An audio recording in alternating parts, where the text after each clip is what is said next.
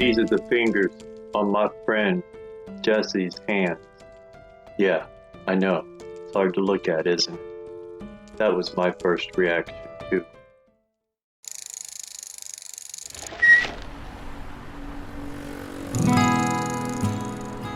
I first met Jesse in November of 2020.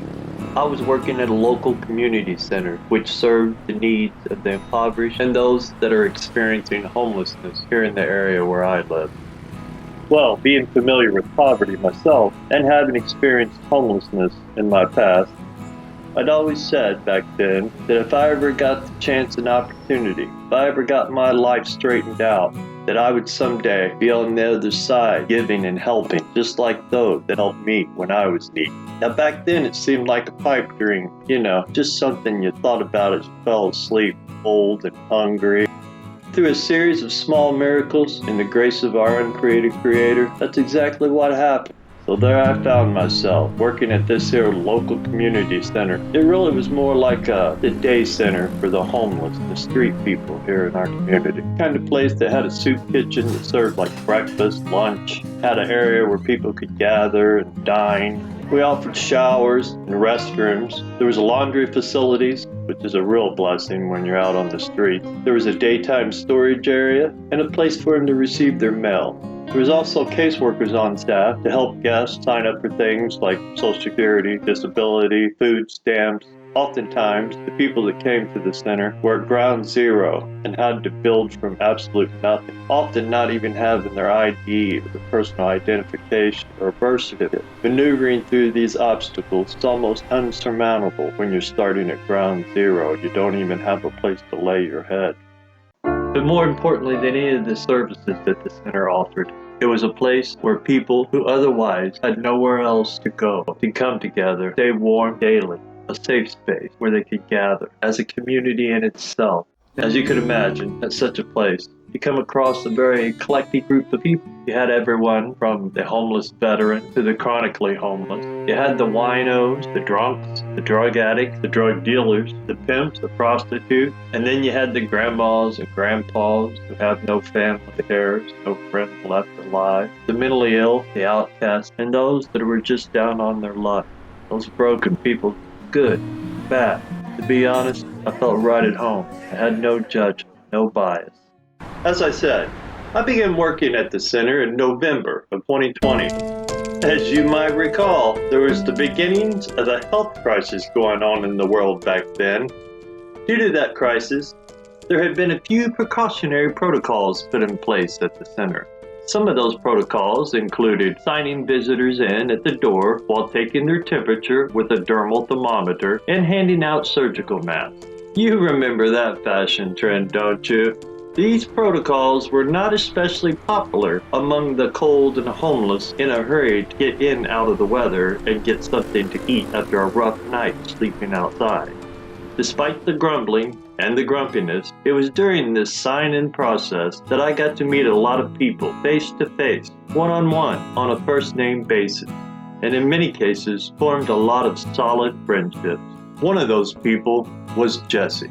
Jesse was a young homeless man who suffered from an obvious drug addiction and some not so obvious mental health issues. He couldn't have been more than in his early to mid-20s, but you could tell that life had been rough for Jesse. The first time that I asked Jesse for his name, he instead told me a terrible dad joke. I can't recall what the joke was. I just remember that it wasn't a very funny joke, but I smiled just to be polite. He, on the other hand, busted out laughing with such a genuine smile that I soon found myself laughing right with him. You see, when Jesse was having a good day, when Jesse was in a good mood, Jesse was sunshine. He would be the first to share what little he had with anyone who didn't have. On the other hand, like most people, when Jesse was having a bad day and the world wasn't such a great place, and there are plenty of them living on the streets, well, there was no talking to him.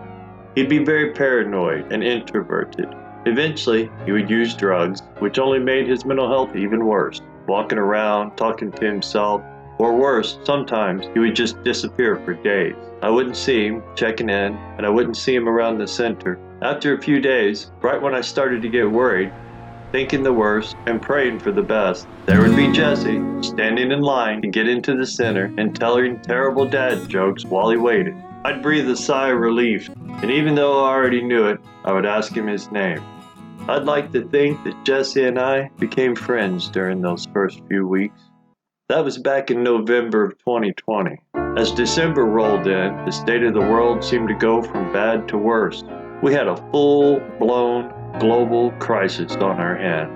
By the time the December of 2020 gave way to the harsh and bitter cold months of January 2021, things had taken a turn for the worse here locally as well. It was the homeless community that would suffer the most. Congregated in Bloomington. But you know what you might see here, but you never expected to see laundry airing out. And this number of homeless people congregated here. Complicated matter. There's behavioral issues. There's the addiction issues. There's not having enough shelter, enough places for people to sleep and stay and be safe. So it's a pretty complicated problem. Bloomington's long-standing quarrel with the issue of homelessness came to a boil again this winter when an encampment began in Seminary Park. The city then decided to enforce park rules that prohibit overnight sleeping. The camp was removed twice in early December and then again in mid-January. The city does not have the staff to maintain a 24/7 encampment, nor is it qualified to do so. He says it's the city's job to keep working with local organizations to solve the problem. The encampment of people living underneath the Beeline Bridge over Grimes Lane is not the only one of its kind in town. Gilmore is executive director of Beacon, one of the city's shelters for those experiencing homelessness. He says homelessness is a complex issue that is not new or unique to Bloomington. Somewhere in the range of 10 to 20% of people experiencing homelessness experience what we call long-term homeless or chronic homelessness. And most street homeless individuals are chronically homeless. Here at Seminary Park in Bloomington, people living in these tents have until Monday to vacate. A new sign was posted at the park reminding people it's illegal.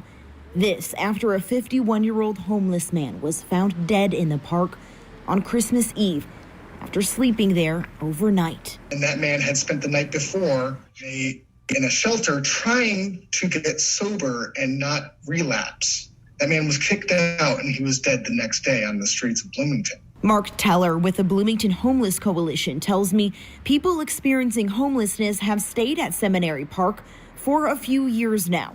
They settled on the location because it was safe, centralized, and adjacent to services they need.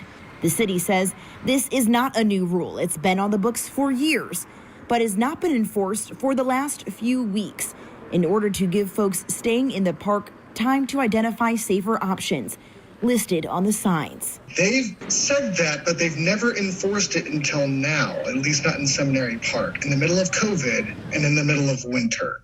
So while we do acknowledge that that's on the books, we also acknowledge that the city can change that very easily. The Bloomington Homeless Coalition says they've been working around the clock to bring people relief supplies, and they even started a petition to ask the mayor to stop evicting people from the park and instead provide the encampment with a permit. All they're trying to do is push them into literally the woods so that people can't see them. They say that they want these people in shelters. Again, that's very short term, and there's not enough beds in this town for everyone right now. So that's not a solution. Where else? As you might imagine, by the time late January rolled around, the mood at the center had grown quite heavy. We were all mourning the loss of friends who froze to death on the streets of our fine city. It was during this time that I also noticed Jesse's absence. It had been well over a week, closer to 2, since I last saw him and heard one of his terrible dad jokes. I was starting to get worried, really worried. I called around to the local hospitals, I checked the jail, and I asked everyone I knew on the streets. No one had seen Jesse. The center was understaffed, COVID was taking its toll, and I found myself working 12-hour shifts most days. It got really bad. It started taking its toll on me, mentally, physically, and emotionally, but due in part to my own experience on the streets and to my walk along the way, my faith. I managed to get up every morning and make sure that those doors open, so that those people, my people, would have a warm, safe place to go. And it was on one of these mornings, when I hadn't had enough sleep or enough coffee, that I arrived at the center to see none other than Jesse. And although it gladdened my heart to see him, Jesse wasn't looking very good. It had snowed a wet snow the night before, so everyone was especially cold and anxious to get inside. I said hi to Jesse.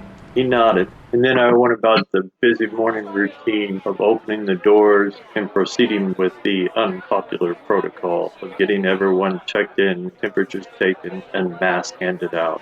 By the time that everyone was inside, getting their coffee and getting fed, the commotion had settled down a little bit. I went in search for Jesse. Found Jesse huddled up, shivering badly. Asked him if he wanted a cup of coffee, and he just said he couldn't drink it because he couldn't hold it. I asked him what he meant by that, and that's when he showed me his hand. I think I might have visibly flinched. It was a bad case of frostbite. Frostbite is a brutal form of localized tissue injury due to extreme cold that most commonly affects the hands, feet, ears, nose, cheek, and penis. That last one made me squirm. Factors such as the surrounding temperature, length of exposure, and alcohol consumption may exacerbate frostbite injuries. Individuals suffering from mental illness are at risk for frostbite given to the propensity for eccentric behavior, as well as the homeless due to inadequate clothing or shelter. Frostbite requires medical attention because it can permanently damage skin, muscle, bone, and other tissue. And in Jesse's case, the skin on the tips of his fingers had already frozen, blistered, peeled off, closing the inner tissue, muscle, and even the very tips of the bones of his fingers. Fortunately, we were able to treat Jesse's injuries, get him some warm, dry gloves in time to prevent farther damage. We carefully, painstakingly treated and bandaged Jesse's hand, taking special care of his fingers. It was bad. I tried to talk him into going to the hospital, but unfortunately, like many who suffer from mental illness and drug addiction, Jesse didn't trust doctors or hospitals and refused care. After getting him bandaged up, getting him a cup of coffee, making sure he was fed, I sat down across from Jesse. I looked him in the eyes. I made him a promise right then and there. I can remember my words. I said, Jesse, I know it's cold and it's a harsh winter out there this year. I know things aren't going good for you and things are rough. I'm not going to waste a lot of time preaching to you like I normally do. But I am going to make you a promise that you're going to have your fingers come spring. Now you might end up killing yourself with the drugs by the way you treat yourself, Jesse. But if you do, you're going to die with all 10 of your fingers. I promise you that, my friend. I think I might have even told him I loved him. He just kind of smiled and chuckled. Then he told me a terrible dad joke. I made good on that promise. By spring, Jesse was still telling bad dad jokes. He had all 10 of his fingers. If you'd like to help me help individuals like Jesse who are experiencing extreme poverty, homelessness during these winter months, there'll be numerous links down below this video. You can find more information and ways to help out. You can make a one-time cash donation to PayPal, shop on the Amazon wish list. There's also links to several local organizations that provide food, shelter, clothing, and other needs for the homeless community here in my local area. Or better yet, get some gloves, socks, hats, guards, go out in your local community. Thank you for watching this video. Please consider giving any way that you feel compelled to do so. Shalom, shalom.